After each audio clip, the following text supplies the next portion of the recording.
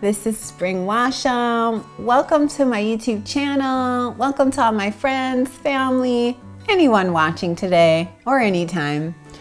I'm super happy to be able to talk about one of my favorite topics today.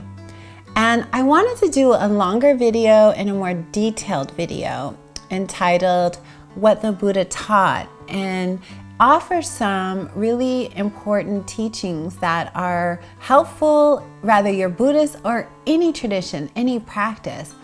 It's so important right now to be listening to all wisdom, wherever we can get it, wherever we can find it. But this message today, I hope, is really inspiring, and I hope it resonates with you. And if it doesn't resonate with you, you know what? You just let it go. Like everything else online in the world, anything that's offered, if you don't feel it in your bones, then that message just isn't for you at this time. No worries. Okay, so I want to give you a little bit of a background on who I am and a little bit about my perspective. So I started getting into teachings, studying psychology when I was a teenager. And for some of you who might know me, I am a teacher, an author, a meditation teacher, and one of the founders of a center in downtown Oakland called East Bay Meditation Center. And I'm also on the Teachers Council at Spirit Rock Meditation Center. And what Spirit Rock is it's a year-round retreat center. Now, all of this is on pause right now. Prior to that, that is what I was doing most of the time, was leading either retreats, 10-day meditation retreats or workshops, classes, and also teaching in Peru as well. So it's like a whole nother world.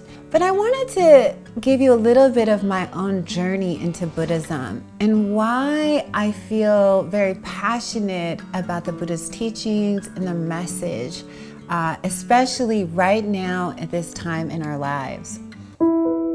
So if you read my book, A Fierce Heart, you know that I had this terrible childhood and there was all these dramas and a lot of trauma, right? And I was sort of abandoned. My father had ran off when I was very young, and don't really see him. He's not really a part of my life very much.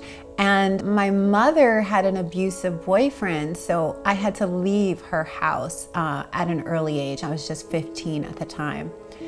So I traveled and lived in LA and had all these problems and homeless and place to place. And then finally, as a teenager, I wound up in a more stable environment with a family friend that I lived with for many years. And it was then that I began to get very interested in psychology, right? Because there was nothing else to really study. I somehow knew, even as a young person, I write this in the first chapter of my book, everything that we experience, the suffering, has something to do with my mind. I was like, okay, this is like something wrong with my thoughts, my thinking. I always sort of knew that fundamentally. And when I would look around at the suffering in the world, the violence and the anger and I would see people out on the street drinking or fighting or harming each other, I would always think, what is wrong with our minds? Like the minds of the people are not well. I thought this about my father early on. I thought this about my mother my whole life. So what is it? So I had this innate perspective, to look inward, it's my thinking. So I started studying psychology as a teenager, and then I got into studying self-realization fellowship as I got older. And I was studying New Thought Church, all of the teachings, you are the manifester, and all of that kind of thing, which I love to this day. But I was looking for something deeper. And I ended up going on a meditation retreat, and I was introduced to it really when I was having a crisis. And I was introduced to doing a 10-day Vipassana retreat in the desert. And prior to going on that retreat, I was just such a mess. Everything was falling apart. And I remember thinking, if I could just learn how to practice. And I had no idea about Buddhism. I had no real preference for any particular spirituality. I was just very open. And so when I wound up at the retreat, I wound up meeting my first teacher and most beloved heart teacher, Jack Kornfield. And he's my teacher for meditation. I have many teachers for many other things. I have grandmothers teaching me shamanism. I have a yoga teacher who's teaching me about yoga. I have an African teacher teaching me about divination, so there's many teachers. But Jack Kornfield, who's the founder of Spirit Rock, became a very powerful teacher and a mentor, especially on that retreat. So I go down to the retreat, my life's a mess. I broke up with my partner, no money, nowhere to go, and just so sad and not understanding the meaning of my life. The sadness came from such a deep feeling of feeling lost, right? I don't know what to do. I don't know where to go. And I know so many people are writing me right now or experiencing like, I'm lost. I don't know what direction to go.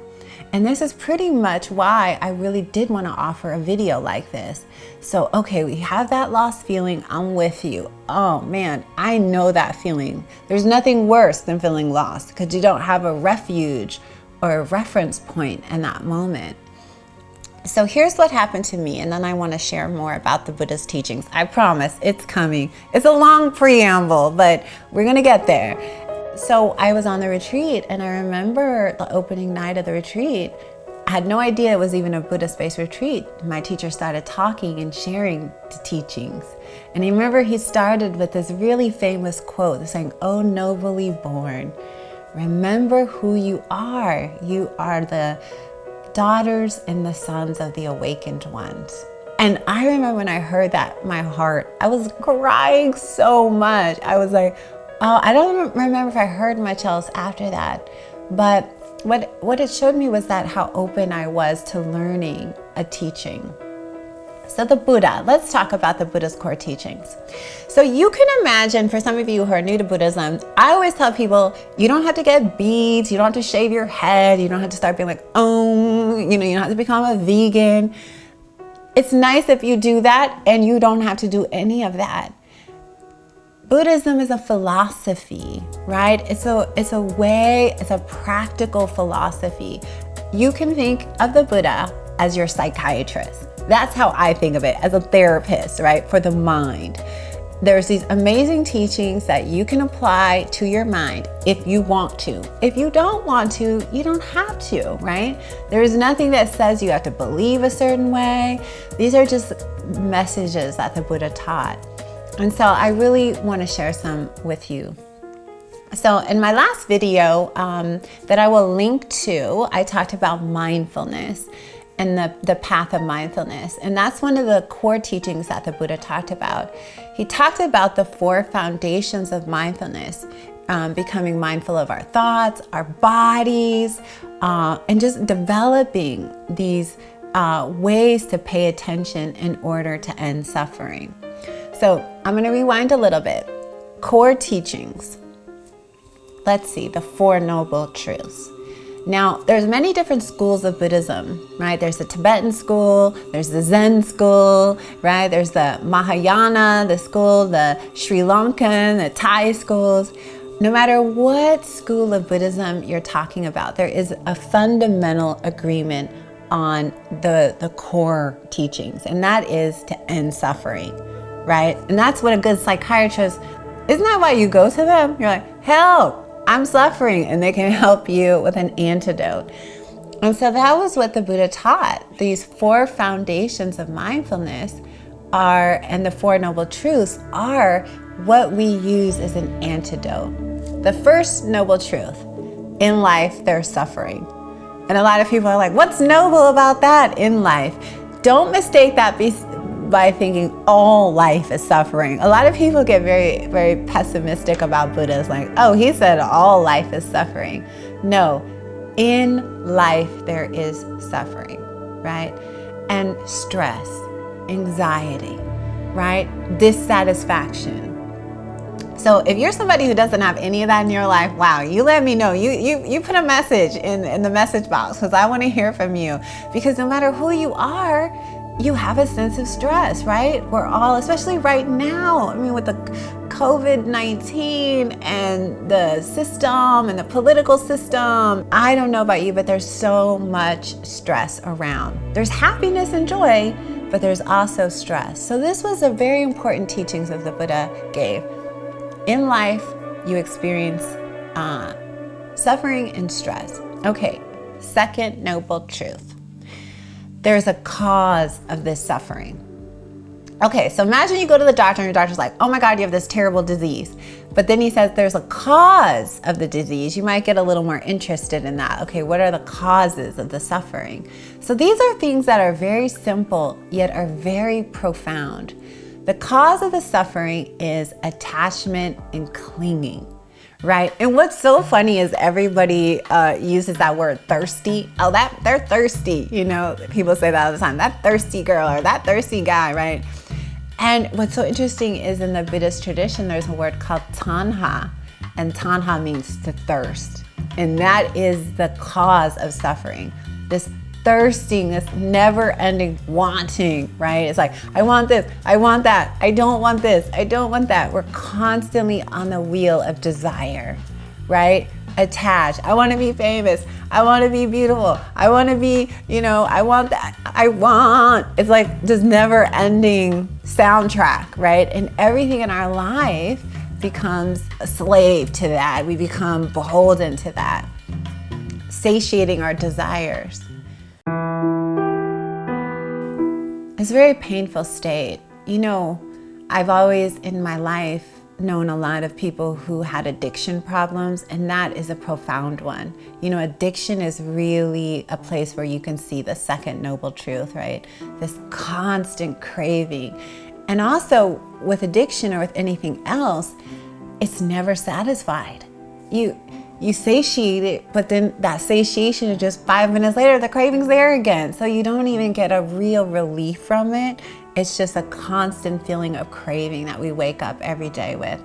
That is suffering. That's what the Buddha taught, like this kind of state of existence. We're never at peace. We're never happy. We never feel grateful. We're never, oh, this is enough. We're always like, I have to have, and this drives the whole capitalist system. This drives us people out into the world. This makes people hurt other beings. Like if I got that being or I did something to them, I would be happy, right? So a lot of our actions are motivated by trying to fulfill a desire in order to be happy. Okay, so that's the second noble truth. No more thirstiness. Right? The end. We quench the thirst. Third noble truth is that there's an end. So I think for me, I used to get really stuck on the first and the second noble truth and want to give up. Like there's suffering and we're all thirsty and it's all pain, I never would think about the third. And here's what the Buddha said, that there's an end to that. That there can be a saturation point, right? We grow out of that. There's an end to craving. And the end is through a path of awareness, mindfulness. So the first noble truth is there's suffering, very obvious if we look around. The second is we're always wanting, right? This kind of craving and what comes out of that. You kind of can understand, and we're looking at this on a psychological level right now, this constant need, this constant movement toward grasping. The third noble truth is there is an end. And I feel that this is what's really hopeful, right? Is there's an end, and then the fourth noble truth is the actual end to it. It's the prescription, which is called the Eightfold Path, and it involves 8 levels of becoming a more aware person. Basically, we develop integrity and ethics, we develop a sense of wisdom, and we develop mindfulness. Right? So we have ethical conduct and behavior. We're mindful, right? And the more mindful you become, the more you're aware of your actions upon others and how when you do something to somebody else, it actually has a huge effect on you, right? What is done to you is done to me and vice versa, right? So we start to see this as we become more mindful. We start to understand that what the Buddha taught was about causes and effects, right? I plant this seed, I get this. No matter how much I might want apples, if I plant a lemon seed, I get lemons. It's just law, right? So we start to see our body, our speech, and our mind as vehicles of how we plant seeds in the ground. And with mindfulness, we become more aware of that, right? We become more aware of, I want to plant seeds of love, I want to plant seeds of compassion, and I want to plant seeds of goodness. So the fourth noble truth is to develop the path of awakening through the mindfulness path, right? Developing levels of understanding, paying attention, and paying attention to our hearts and paying attention to our body. If I am really paying attention to myself, there's no way I can harm another. If I'm present with myself, I am more loving, I am more aware. So that's the path. So in essence, that is really the core foundation of the Buddhist message.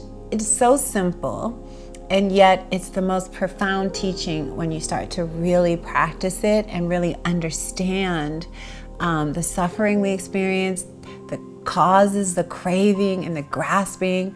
Whenever I'm in a difficult moment in my life, I always say, Spring, what are you holding on to? Let go. The whole path is really that, letting go. And I don't know a more powerful teaching. I don't know about you, but I know I've had to let go of everything that I thought I was supposed to be doing, where I was living. So we are learning this real time, how to let go. Let go, let go. The universe is in control. And that was what the Buddha taught as a core message. Letting go leads to happiness. Clinging leads to suffering. Holding on, especially when things are going. You cannot hold on. If you ever try to hold on to somebody that you're in love with and they're trying to leave you, I mean, it's not pretty. It's bad, right? I mean, it's just, it's going, you know? And so holding on is a suffering. Letting go, happiness, and then again, the path to practicing that. So, okay, everybody, I could talk about this all day. This is something that I have studied in different traditions. I have gone years on meditation retreats. I've studied with several different great teachers, traveled around the world to get teachings, and I love to incorporate Buddhism into everything that I do. It's a foundation for my life. It's a view of a holistic mind, right? And it's the view that I take to happiness. Right? Being kind leads to happiness, right? And so I think also there's a fundamental simplicity at the end of that road, right? We do unto others as they do unto us, and they are us. I am you, you are me. And so we begin to change our whole way of living when we start to see that. So I hope this teaching on the Four Noble Truths was a good one. I think I'm going to be doing a lot more in-depth teachings on the Dharma. I just like it. I don't know. Maybe it's helpful. Maybe it's not. If you like it, please give it a thumbs up and share it with your family or friends, or just watch whenever you feel that you need a boost. All my videos and everything on this channel is meant to be positive, affirming, uplifting. This is my community. This is our world, and I want to make it a better place for the benefit of all of us. So thank you again for watching, and you can subscribe if you like. All right, namaste. Thank you so much.